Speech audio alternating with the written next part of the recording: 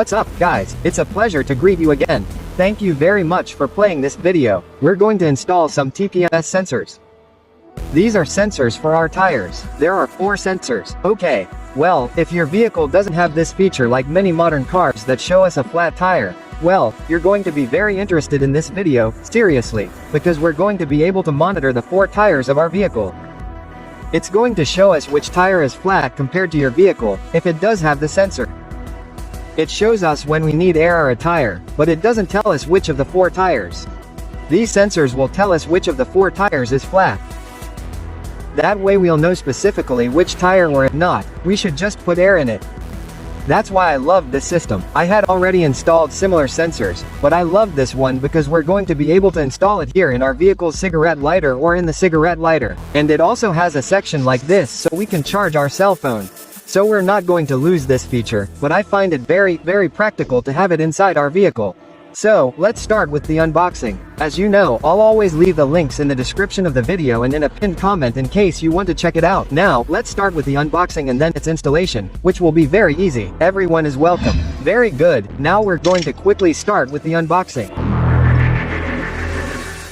The first thing we find is a user manual.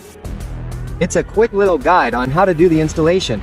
We see that it's in Chinese, but on the other side it's also in English. As you know, you don't have to do absolutely anything. I'm going to explain how it works. It comes with its little tool and its 4 nuts that are lock nuts so they don't come loose and you can take our sensors. Here's the little key. Very good, very practical, and it's nuts. Okay, let's move them over here to one side and then we'll see our device, which is in a little bag. Now we'll see the sensors. Look, here we have it. It's really cool. I see that it's also multifunctional, that is, we have it in multiple positions. Sorry. It's going to go in the cigarette lighter or in the power outlet and we'll be able to move it.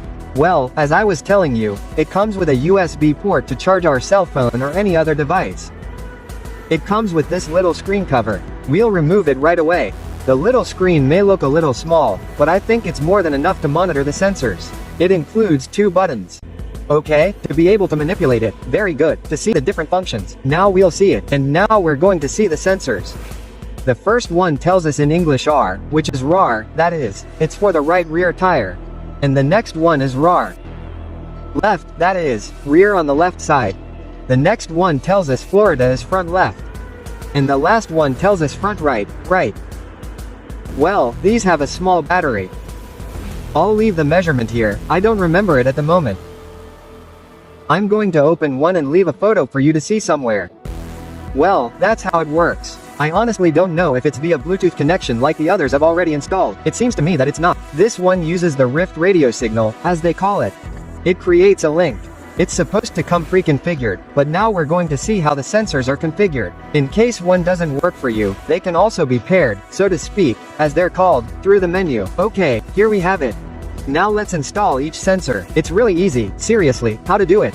We're just going to remove the cap from our tire, if we have one, and then we're going to put one of the lock nuts in and then we're going to put a sensor in, but since it comes in order. Okay, we're going to start with the front right, which would be exactly this front, okay? Right, from the front. Let's start. Very good, go ahead. The first thing we're going to have to do is remove the cap, okay, from our tire. We see it here and then we're going to put the lock nut in. Okay, here we are on the first tire. In fact, I'm going to do it on the front left tire first. It's already tightened here all the way to the top, because we're going to have to loosen it so that the nut locks in. Now we're going to install the correct one, which is the front left one. Very good. We're going to put the sensor in the same way. Since the cap is screwed on, it's going to let in a little air. It doesn't matter how far it goes to the top. And now we're going to put the little nut back so that it touches the sensor. It's already there. That's what we're going to do now with the little wrench. Okay, this side is used to tighten the lock nut and this side is used to change the battery. To change the battery, we remove this little cover and it has a kind of grooved shape and that's where we're going to loosen it to replace the battery. I'll show you a picture later. Okay, now with the little wrench we're going to loosen the lock nut more. That is, loosen it so that it tightens. It comes out. We're going to give it a little more force, hold it and tighten it. There it is already tightened. Even if we want to remove it, it won't come out well. Now we're going to do the same thing on each wheel. Very good. Here I've finished the one on the left side, and now we're going to do the one on the left side, but rear, and then the one on the right side, rear, right side, front.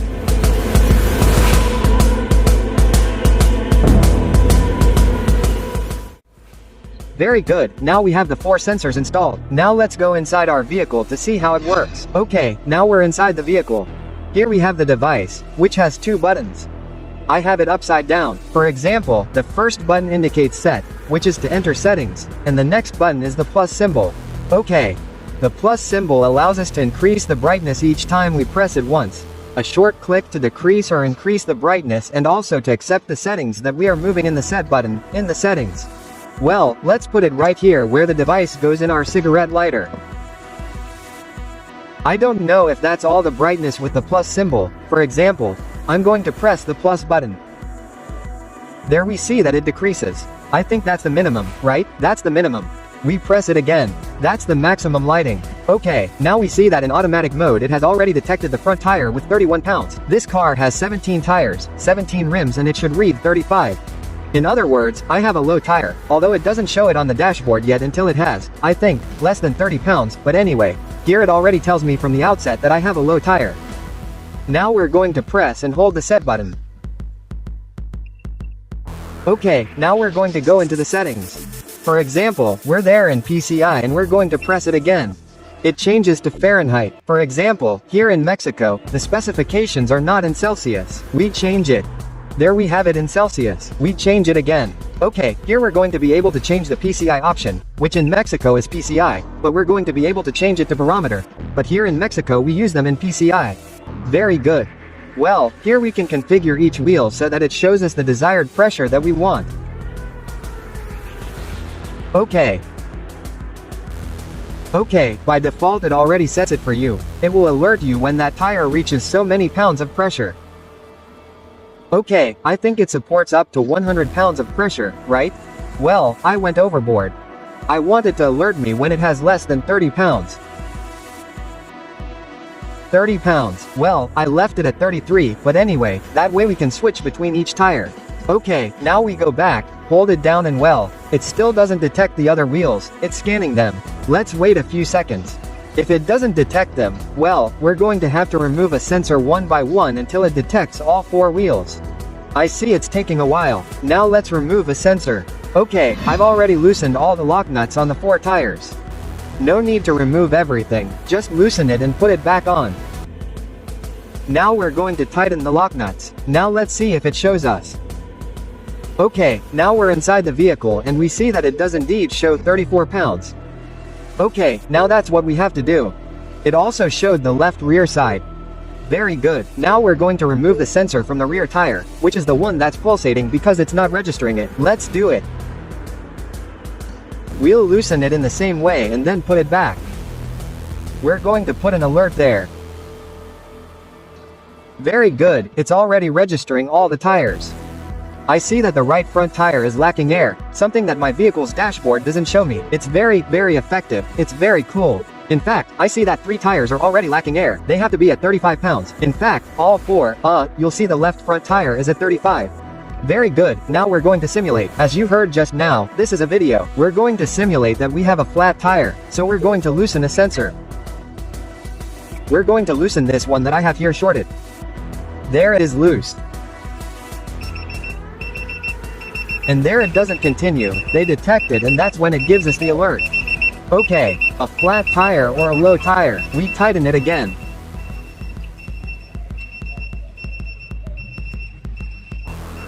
And in a few seconds it should already detect the pressure. Well, there you have it, this system is highly recommended, seriously, very practical to have inside your vehicle, and that gives you audible alerts every time one of your wheels is lacking air.